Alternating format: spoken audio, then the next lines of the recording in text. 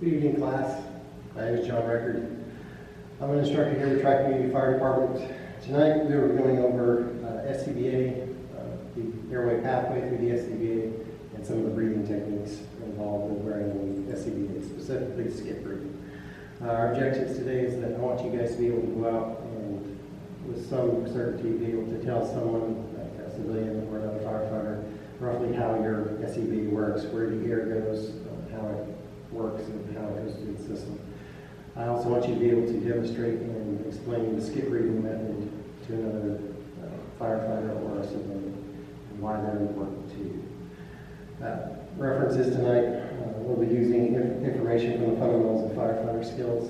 If you guys want further information on that, at the end of class I can provide you with that. The preparation for this, you will need an SCBA mask, however, we have those here provided. First off, why do we wear an SCBA? We go into an ionized atmosphere, you can't breathe there, or it might have carcinogens, and the big push for clean trucks, clean gear. By breathing through an SCBA, that limits the amount of particulates and carcinogens that you can get into your lungs. What would be considered an ionized atmosphere? Five, actually. Yeah. Highway spill chemicals. Excellent. What about a carbon monoxide line that we don't want to gas leak? Would you wear that going into a house that has a CO alarm? Yeah. Because it might not be an ionized atmosphere, however, you don't know, so what's that make it? If you don't know. It's an ionized atmosphere. Right. All right, so you have to be proficient with this before you can complete working school. So we want you to be able to wear this with confidence and skill and proficiency when you get off the truck. So that's why we're here today. What's that require of you guys to get proficient with that? Practice, exactly. So you guys need to go back to your stations, you need to practice with your fellow firefighters, fellow recruits, and with your officers, and get proficient with this. Because yes, I'm going to show you how to do this tonight, and you'll try it out once. But that's not going to be enough for your career. You're going to need to be able to do this throughout that. You're going to need to practice that consistently. So, let's go on to the next slide here. All right, Jordan, if you'll come up here.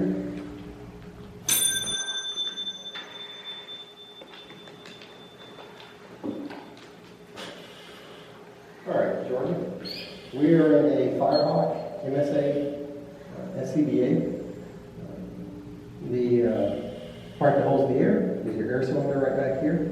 We keep ours at 4,500 psi. It's a high pressure system. The air, when he takes a breath, comes out through your shutoff valve, through your low air alarm system, which is mechanical only. There is no electronics involved with that. That's for if your battery goes dead, you'll always be able to know when you're down to 1/3 of a bottle of air. It goes from there up to a high pressure regulator, which is right here, which in turn comes up and goes into your low pressure regulator, which goes into the mask. The mask is a positive pressure system, meaning that if you develop a leak, or if it comes off, or if it falls down and it develops a leak somehow, that it will free flow and push out carcinogens and gases and particulates, so that he always has pure air to breathe for as long as this bottle will last. When he takes a breath, he sucks it down into his lungs. It goes through the lung system, comes back out when he exhales, comes out through his exhaust valve, and he exhales it into the atmosphere. Back here is your shut off. We can shut it off. It's lefty-loosey, righty-tighty. So lefty-loosey is turning it on, righty-tighty is turning it off. We turn it off, and there's enough air in this that he can take several breaths while the bottle is off. However, we have a bypass valve.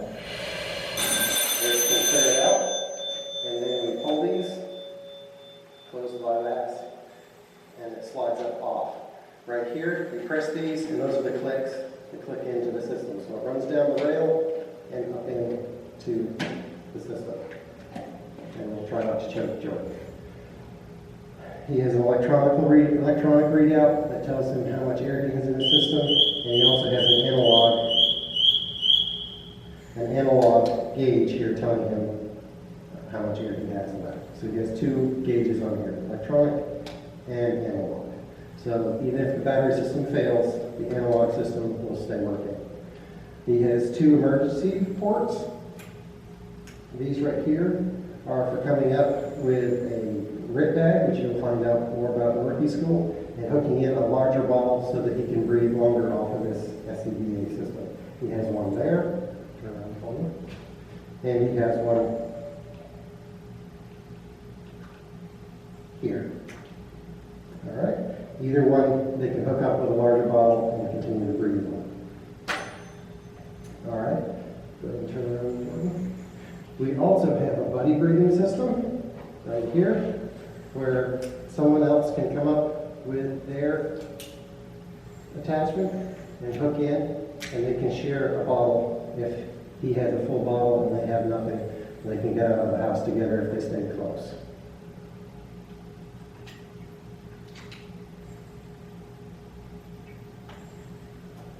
All right, and then we do 2 clicks and we can turn it off. Thank you, Jordan. All right, so next we're going to go ahead and talk about the skip breathing method. That is simply where you're going to take 2 breaths for every exhalation. All right, it's going to slow down your breathing. Why would that be important? Air conservation. Air conservation. When you have, and you're in working a fire, working on there, you breathe down a certain level and you come back out, okay? What if you can't come back out? Is it important then too? Because you're going to have to last long enough for that RIT bag to get there, or for them to get there and let you breathe off their bottle to get out, okay? So, Jordan, come on back up here.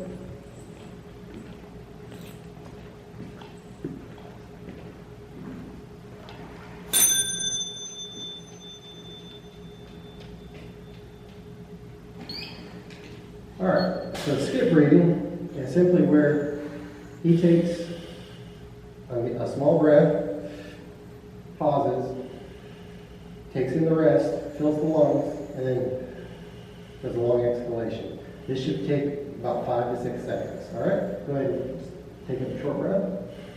All right, take the next long exhalation. Try it again.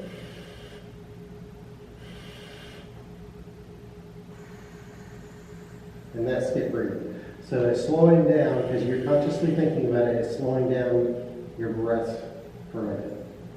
All right? Thank you, Jordan. You can have a seat.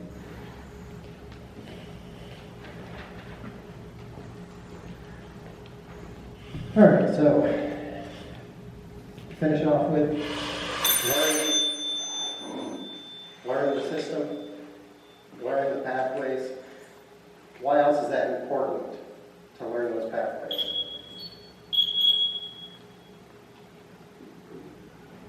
Maybe you have to do maintenance on them. Maintenance, very good. What if you're in a bad situation and you have to do a self-diagnostic on your back?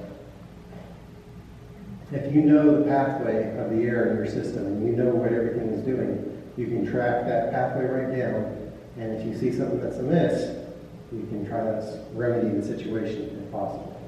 Okay? I'm not going to reintroduce myself. You all know me. Our objective here is we want you guys to be able to do a daily check-off of your SCBA. So we're going to go over that right here. Jordan's going to assist me. And our references are still the same firefighter skills book, that if you want that for further studying, I can provide that at the end of class.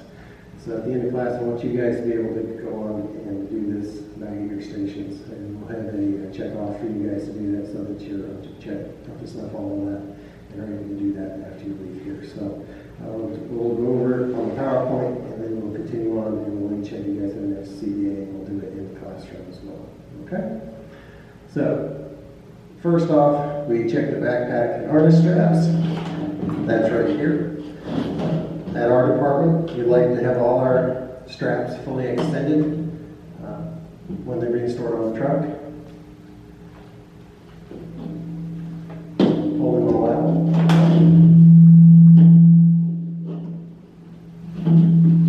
Go ahead and pull those straps out for me. That one's done already. We'll make sure they're all in good condition, that there's not any major burn marks or fraying.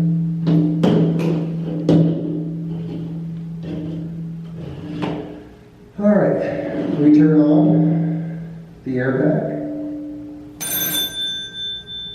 We check the air. And on this air pack, it says we're at 2,800 pounds because we've used it previously in this class, but we usually want to keep it at 4,500 pounds if at all possible. All right. We continue on and we check the hoses because it's now pressurized. We check and make sure there are no leaks. We don't have any major cracks.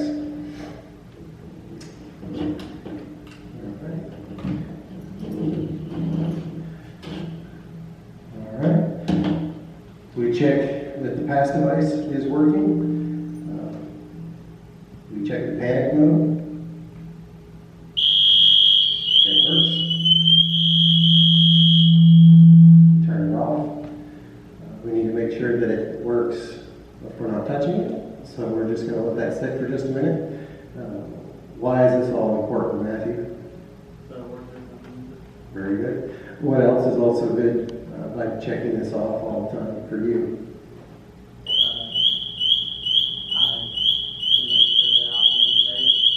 Very good. So it's going through its sound off, and it's active.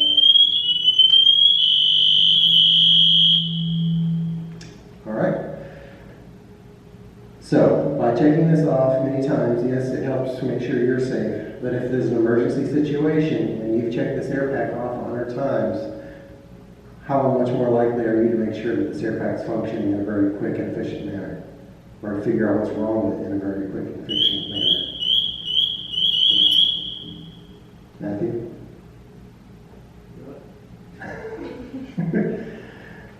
If you check this air pack off 100 times, okay, and then something goes wrong on the fire ground, how much easier is it going to be for you to figure out what's wrong with it in a very quick and efficient manner if you've already checked this air pack 100 times? That is correct. Okay. All right, let's go on to the next slide if we can.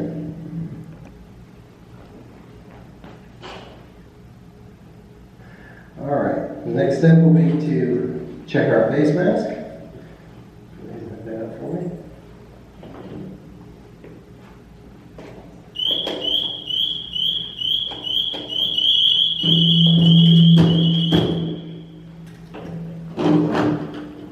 All right, now we want to do a couple test breaths. So go ahead and hold it up to your face and take a few breaths.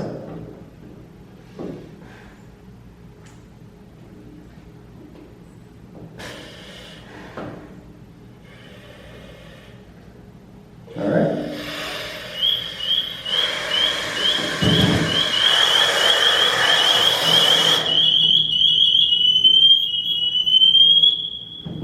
All right. We open the purge valve.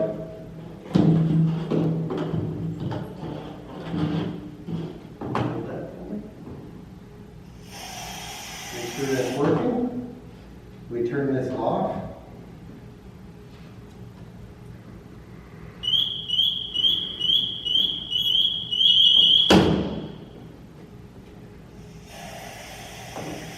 Leave that off. When that bleeds off, that allows us to also check the low air alarm. Right. And then we take this, press this twice, and it turns the system off. All right. Why is it important that we have a low air alarm that is not electronic in nature, Andrew? So the battery's dead, still gonna function properly? Very good. All right. Let's go ahead and go to the next slide. I think that's it. All right. Now, when you do this every day at the station for your truck, you need to do probably some sort of record that you did it. This is both for your benefit to know who's doing what, and also if something were to go wrong on the fire ground and it malfunctioned, they can go back and show, hey, Andrew, or hey, actually, you guys did your station duty, so this had to have happened, this malfunction had to have happened between you when you did it and when it happened. All right? All right, continuing on, now that you guys all have your SCBAs, let's go ahead and do a check-off of those to make sure that they're all in good working order, okay? Go ahead and make sure all your straps are in good working order. Make sure the clasps and the buckles are working. Make sure that the straps are all extended out. Ashley, while you're doing that, go ahead and tell us why it's good to have your straps extended out. So that way, if like I were to be using it and I left my straps tight, you would not be able to get to it. Good point.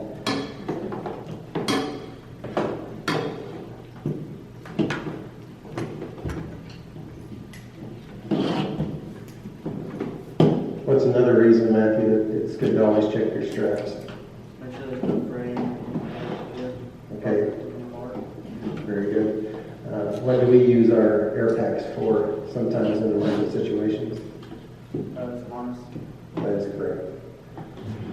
All right, next, turn the bottles on and check to see what level of air is in your bottle.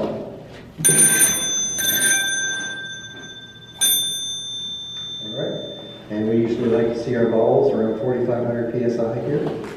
So we check them all. All right. And on these air packs, we have a digital display. So check your digital display, see if it's somewhat close to your analog display on your bottle. All right, they all look like they're somewhat accurate, fairly close. All right. Check the analogs on the pass device as well. All right. Very good. Next, we will go ahead and check the condition of all our hoses.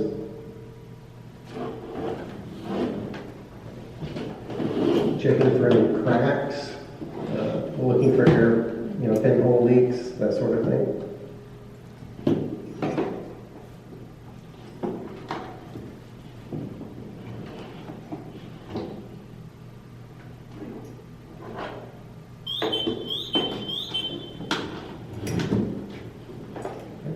One other thing that's part of your hose system is the secondary or buddy breather connectors, so make sure those are clean and there's no garbage out inside them. Excuse me? There's only one on mine. There's only one on yours?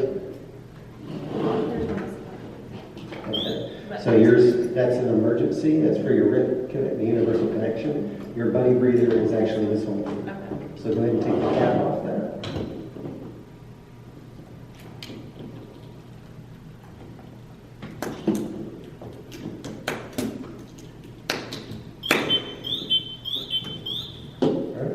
Did you check yours, Andrew?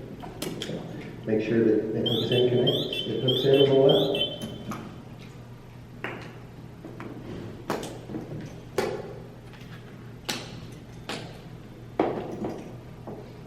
Very good.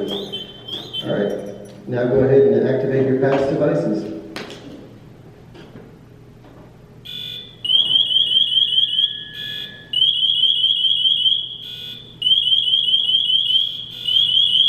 And turn them off.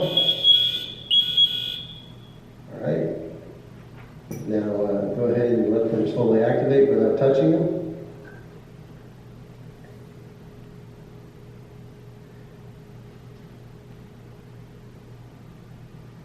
And while we're waiting for that, go ahead and tell me, and we'll let that finish out.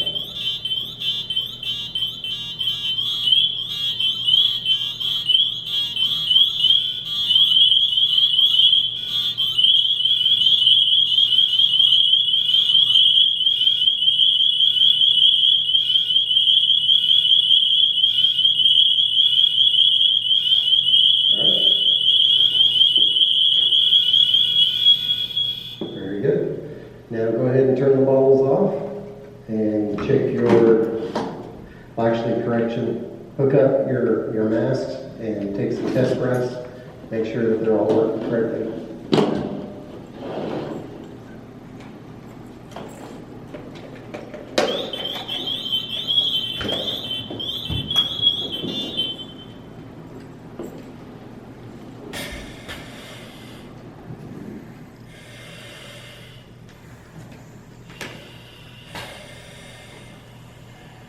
All right, very good.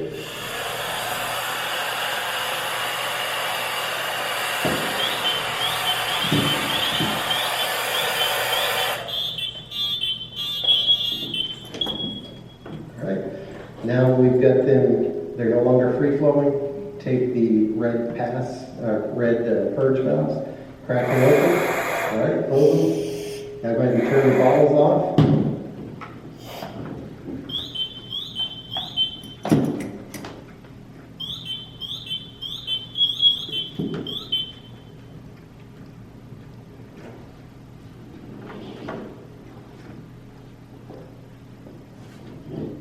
All right, now open your purged valves and just let the system go down.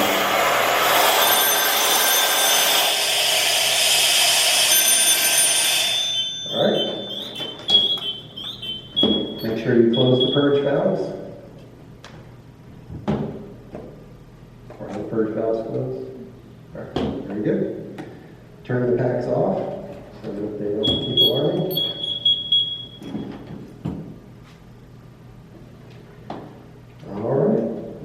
And we'll go ahead and get them all back in service. What I'd like you guys to do, I don't have any new bottles for you to actually change them with, but I'd like you to lay them flat and go ahead and everyone just swap bottles with each other and we'll simulate changing up to new bottles. And I'll get those filled after class is over.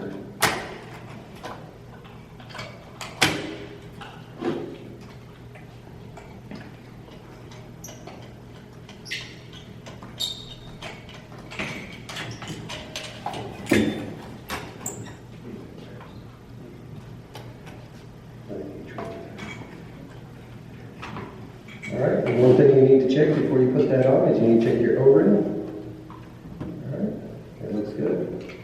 And make sure when you put it on, it goes on straight and that you put it on tight. If you don't put it on tight and you activate the bottle, it can blow out the O-ring and cause a catastrophic failure of the O-ring and make the pack inoperable until you get another O-ring for the system.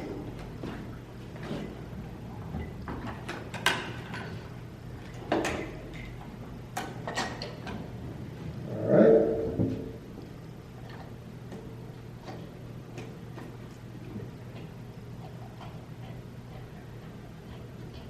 You probably want to make that a little tighter. I tightened it for you.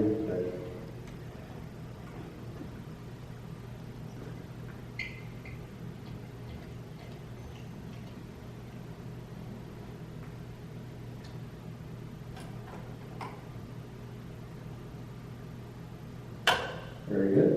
And let me just test your connector. Can you slide the pack over to me?